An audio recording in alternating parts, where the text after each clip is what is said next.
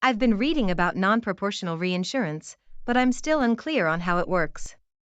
Could you explain it, maybe with some examples? Sure.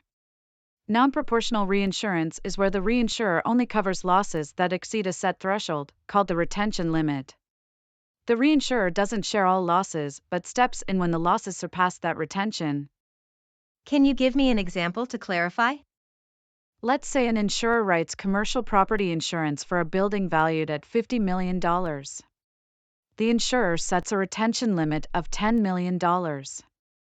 If a claim arises for $15 million, the insurer pays the first $10 million and the reinsurer covers the remaining $5 million.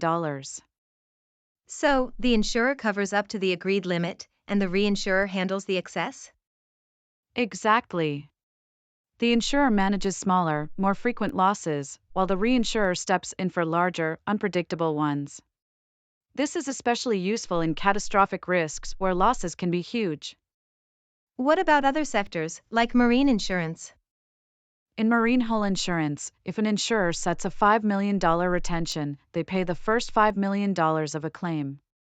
For a claim of $8 million, the reinsurer pays the $3 million above the retention.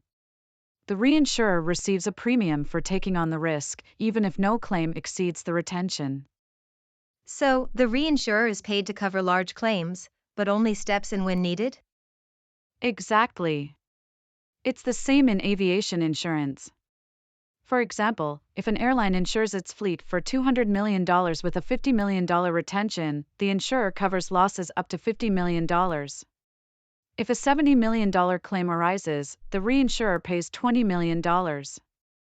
So, non-proportional reinsurance is designed for high-severity, low-frequency risks? Yes, it's ideal for catastrophic events, like earthquakes or hurricanes. The reinsurer protects the insurer from major losses without involving them in smaller claims. It seems crucial for limiting exposure to unpredictable, large losses. It is. Non-proportional reinsurance provides financial stability by transferring large risks to the reinsurer, protecting the insurer's capital. How is the retention level decided? It depends on the insurer's risk appetite and capital reserves. Larger insurers might set higher retentions, absorbing more risk, while smaller or high-risk insurers might prefer lower retentions to transfer more risk to the reinsurer. That helps balance risk management for different insurers, then? Exactly. The retention is tailored to the insurer's risk tolerance.